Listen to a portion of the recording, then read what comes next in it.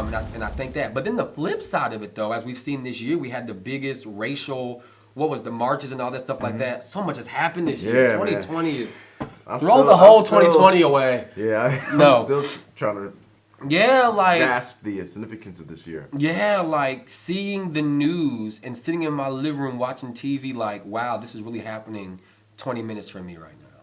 And then actually driving by the Mercedes-Benz Stadium one day and seeing military tanks sitting in front of the stadium, and I'm sitting here like, is this where we are right now?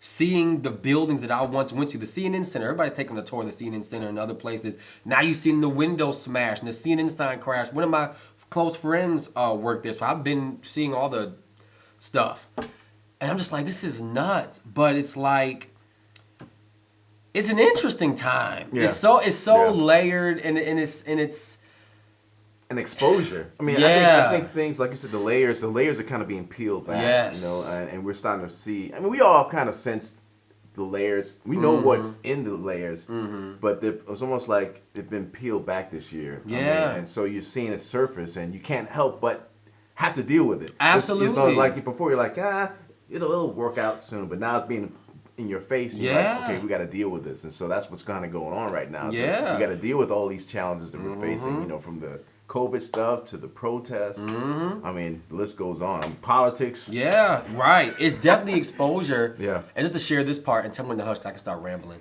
Because the other side of that too is this.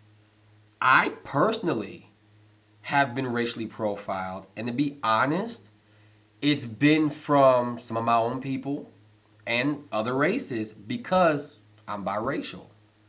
And so then it puts me in a weird predicament because I'm like, how do I address everything? Like, I really haven't talked about it, but this is probably like the most I've even shared from my perspective because I get the African American complete side and I get the biracial side. I cannot speak for others because I don't know. Yeah. But to that end, well, I can slightly because I have some Caucasian friends that have told me, not all, but like one in particular who told me, she's like, Levi, some stuff I just literally didn't know. Even from a faith-based perspective, when we talk about the spirit of witchcraft and we come against this, that, I remember one day she said to me, she was like, why are the word choices so harsh? And I was like, wow, because that's not how she was taught. Yeah. But in our community, it's fire and brimstone and rah, rah, rah. And it's not bad either way. It's a matter of context, your traditions, and how you're taught. So I try to take a step back and assess everything. And I think we're in a place of, like you said, definitely exposure.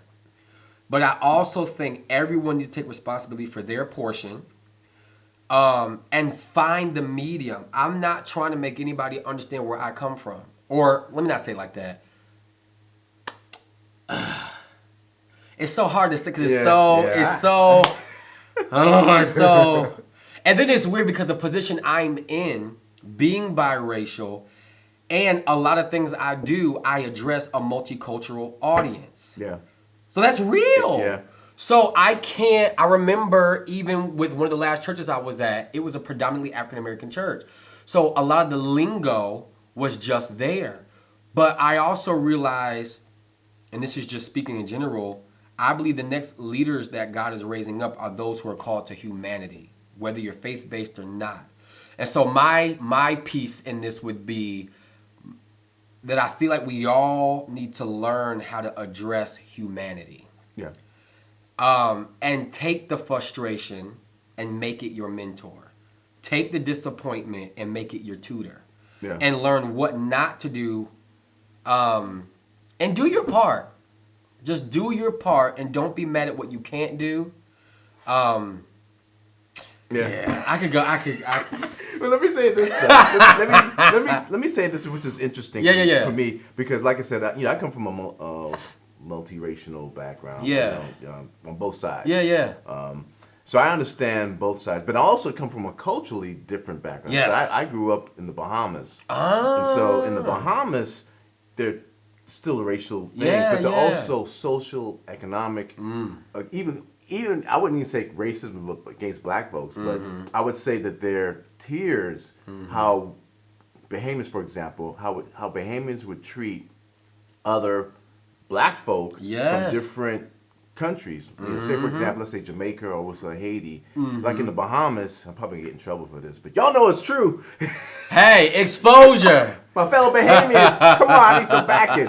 But and I remember growing up in Nassau, and my parents. Is that where To the Bismarck is from? Right. Or is that? Sorry, you said Nassau. No, it's New somebody Providence, else. Yeah. Yeah. No, there's a lot of Bahamians that are in the U.S. side that are doing cool things. Cool. But in the Bahamas, when I was growing up there, my parents would hire people to do work in the house. So in the yard, that would normally be a Haitian. He was fancy. Y'all caught that? His parents hired people to do the work. And y'all, you have to catch it. He be acting like, no, that's fancy. Everybody ain't able. I'm trying to. I'm playing. I'm trying to. Say it. So I don't. My mom. Yeah, she still spanks. Regardless of how old I am. Anyway, so my parents, there were certain people slated for the yard, or outdoors. And usually that was Haitians. And then you would have Jamaicans. Well, Jamaicans would be someone that will work in your house. Yeah.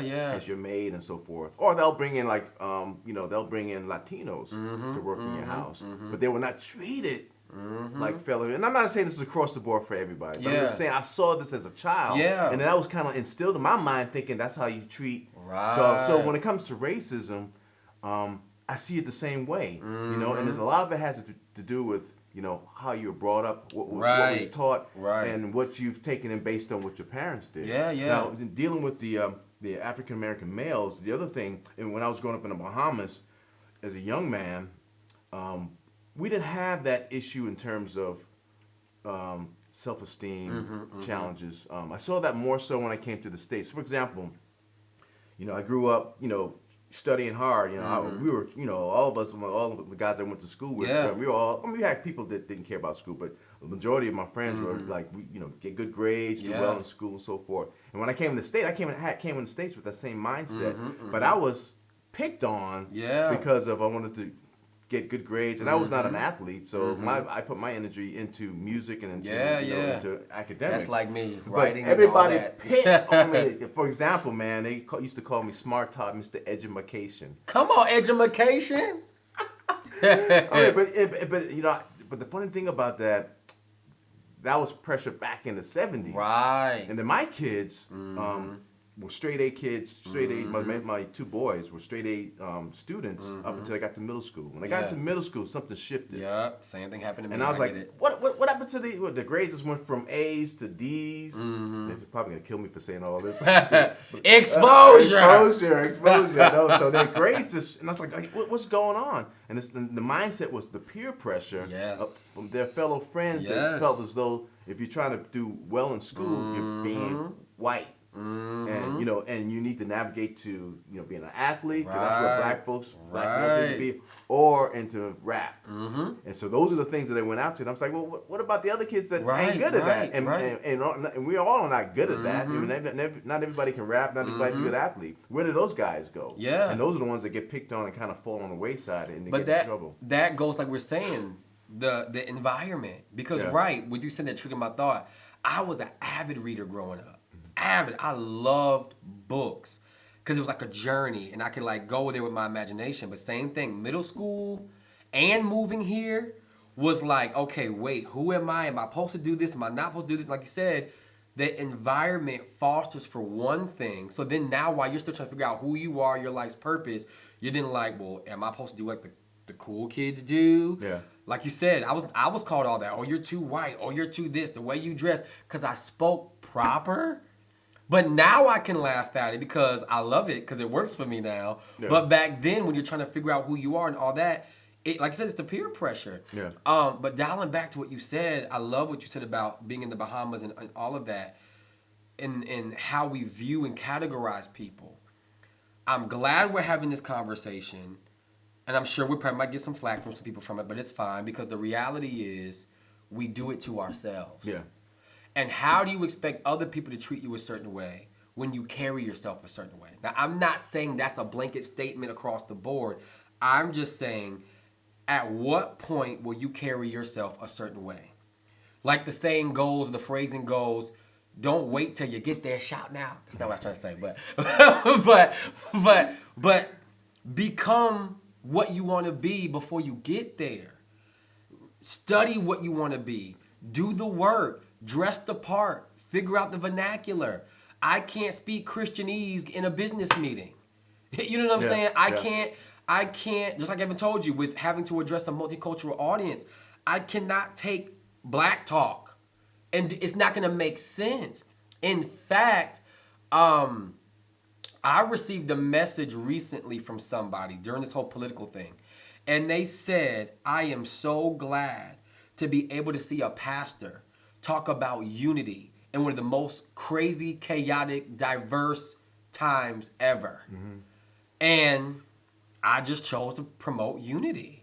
Have your differences, have your beliefs, but let's find unity. I'm even finding from a political perspective, not to get off subject, but why, as a single man, well, I'm dating, but not married, no children, I'm not going to notice certain political things for the family unit that you would as a man with a wife and family. Doesn't make me bad. It just means I'm not there yet. Yeah. You see what I'm saying? I know exactly and what I you're feel like for some things, if we learn to shift our perspective and realize some people just aren't there yet, and you cannot fault them for some of the choices they make. Yeah. Now, you could hold them responsible by all means, but as you said, you don't know the context of why someone does what they do or where they come from that makes them vote the way they do or support what they support. But when you have healthy dialogue, such as stuff like this, which is why stuff like this is so important, you get to see the why. Yeah. And when you figure out the why, then you can shed light and say, oh, you're just doing that because you were taught that. Yeah. Steal is wrong, but you didn't know. Yeah. You know what I'm saying? I know what you're saying. Yeah. So let's talk about your book, man. Yeah. I wanted to say this one thing before we dive into your book. Mm-hmm. No, I'm not gonna say it. Say it. The thing that's been bothering me, and I'm gonna get in trouble for this, but it comes back to our, we as the black community having to love ourselves more, and unfortunately we haven't been, and so we use, things that are outside the scapegoats, like for example racism. Yes, racism exists, but have we really looked into our lives to see what are we doing or not doing? For example, Black Lives Matter. Yes. Yeah, we all know the Black Lives Matter. We know that all lives matter. But the hypocrisy has been in the African American community is that we turn a blind eye on self-hatred and self-killing, but then when a white person kills a black person, we're in an uproar. But where's the uproar when a black person kills another black person? And then that's not really talked about. And it comes from the self-hatred, so to speak, as far as we have for each other. And I hate to see it, but that's what's kind of going on. It is. And now, when you talk about this book really kind of talks about, how to deal with self-hatred or how we see ourselves. Because when you don't see yourself in a good light, then all things fall away. Absolutely. And how I treat you is going to be how I see myself. Absolutely. So let's talk about this book. So definitely, Young Sir, 12 Principles for Becoming a Man of Character, Commitment, and Courage. And to your point, the first chapter of this book is the purpose principle. Each chapter is a principle. And it's addressed to young men, but I tell women all the time, you can read it as well because the principles are not gender specific, but the whole book is just tailored to the young man because we need materials to grow and be leaders. But yeah, chapter 1 is talking about purpose. When you don't know who you are, you then allow anything to happen. Yeah. I was coaching somebody the other day and I said, if you can just take a moment and figure out who you are now, not who you were 10 years ago, who are you now? Because if you really take that moment to figure out who you are now, it will shift the trajectory of your life to come because you're not going to entertain certain things. You're not going to accept certain things. But when you don't know who you are, whose you are, what you like, what you don't like, not the peer pressure of life, but what do you like? It'll shift everything. So like I even said, talking about childhood stuff. Yeah. I like to read. Like, This is my freedom statement. I like to read books because I felt like that was too nerdy back in the day and don't do it. But that's what I like to do. Who knew me reading books going to turn into writing books? Yeah. And guess what? During COVID, when everything's crashing, going down, guess what I survived off of? My book sales. You see what I'm saying? So I think when you figure out who you are, that even eliminates self-hate, self-sabotaging thoughts, and all of that. Because you're then able to speak into who you are and find things that are like-minded and have people surround you in that regard. So this book is literally principles teaching the young man or people in general. They don't even have to be a young person. I just say young. I mean, because really, those who are adults who have certain insecurities, they stem from childhood that they were never dealt with. And so on the inside, there's a young sir or there's a young woman who, whatever. And so the book is literally geared towards giving principles to help people navigate the terrains of manhood and life to establish who they are in the earth. There's a principle about serving. There's a principle about how to write a vision. And at the end of each chapter, I leave blank pages and I do action steps to say, hey, go make a vision board. And I put my email and everything in there because I'm like, take a picture. I really want to engage with you outside of it just being a book. But text it to me, email it to me, show me your stuff so we can tweak it, little things like that. One of my favorite chapters, though, is the humility principle. And reason being is because so many people look at humility from the context of being meek and mild, which that is what it is.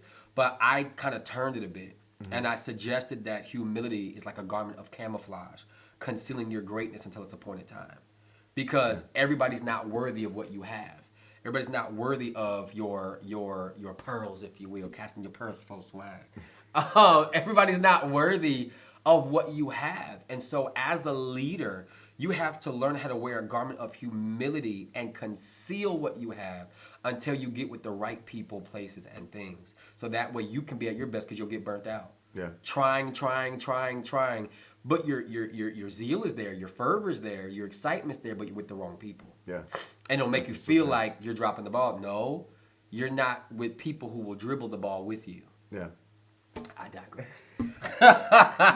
So that's what this is. So as we close, what does young sir mean? What does that mean? So young sir, and I'm glad you asked that question. And for those of you writing books, that was a phenomenal question. When you give book titles, don't just assume someone knows what it means. Give your definition as to what it means so they understand your context. But a young sir is an individual who's in between the place of coming out of being a teen into manhood. Okay. It's that in-between space of this is who I think I am into the actual manifestation of, yes, this is who I am. And so literally most people that get this book or parents that communicate to me, they're getting it when they're sending their kids to college. Someone told me they were using it as a devotional to help shape the mind of the young man before going into the real world. Mm-hmm. Because as you know, you can go to school all day long, but there's some stuff school don't teach you about real life. It's like we didn't get taught that. Yeah. How are we supposed to know? Yeah. So that's what it is. A young sir is the in-between stage of coming out of what you think you are into the manifestation of who you actually are. Sweet. Yes, sir. All right. So as we close, man, can you share anything, for those who are watching, man, any words of encouragement as far as if they're in that situation where they kind of feel like, low self-esteem and not knowing what their purpose is or self-doubt or self-hate? Yeah. I mean, any words of encouragement? Yeah, I'll give it, I swear I'll be trying not to be all spiritual. Do what you got to do. I know, right? It's twofold. I'm going to say it like this. Because I might get in trouble for saying this too, because I believe there's truth to every religion. Now, I'm not saying it's the way, the truth, and the life, but there is truth because otherwise people wouldn't believe it. So I'll say it like this. Whatever you have to do to center yourself that is ethical and moral, do that and really take time to just sit quiet with yourself to figure out who you are. I'm telling you, most people who are dealing with depression, sickness of any kind, is because they don't know who they are. Yeah. And the moment you begin to figure out who you are, you'll begin to get a joy that the Bible speaks about that's unspeakable. The world didn't give it, the world can't take it away and all that stuff. But it's real, and I know it to be real. I'm speaking from experience. This is not from a book. This is not from a coach. This is my life. I'm living happily now because I'm living in who I am. And so take that time to figure out who you are and don't apologize for it. And if people who are currently around you fall off because you've discovered who you are, let them fall. Because the quicker they fall, the quicker new people will come into your life. And if you get 1 or 2 people that walk with you in this journey, that's good. I mean, that's really, you're not going to have a bunch of people. So discover who you are, do it unapologetically, and if you're afraid, do it afraid, and just keep moving. Yeah, I think the biggest purpose killer is peer pressure and Yeah. trying to please with other people and not really fulfilling what God has told you to do. So, Yeah. I tell people as I hush, who are you listening to? Who are you taking counsel from? Who are you considering your mentors? Have you checked their track record? I'm going to be honest and say this. With me doing stuff with authorship and training people come to me all the time with stuff of who they've worked with. And when they send me who they've worked with, I'm looking like, and what made you go to this individual? No disrespect to them, but they don't have a #1 book. They don't have a credential. Like, you know what I'm saying? Like, and I'm not saying you have to have all those things. But who goes to a doctor without a degree? Who goes to... Y'all get my point. Yeah. So just check your references, check who you're learning from, see their fruit, and let the fruit speak for itself. And believe it the first time. Sweet. Period. Man, thanks so much, man, for Yes, hanging out sir. with us today. Thanks for having me. Some good stuff, man. I appreciate you sharing your story, man. Yeah, thank you. It's good. Thank I you. hope that those that are watching, man, if you don't know more about what he's doing, how can they find you? Yes, you can find me on all social media platforms. Just type in Levi Harrell, LeviHarrell. My website is leviharrell.com. And that's that. Amazon, you can find the books. Yeah, and go buy the book, man. Yes. This is my copy. I bought this book. He bought it. Go buy the book and go get it for your mama, your cousin, your niece, your nephew, and all of that. All of that. Leaders are readers. Amen to that, man. Amen to that, man. So thank you so much, man. And hey, guys, if you want to know a little bit more about what we're doing, man, or if you have any ideas as far as people that that are doing movers and shakers, reach out to me through social media. Yes. Let's stay connected. Let's keep pushing forward and fulfilling God's given purpose for our lives, man. You all take care. God bless. See ya.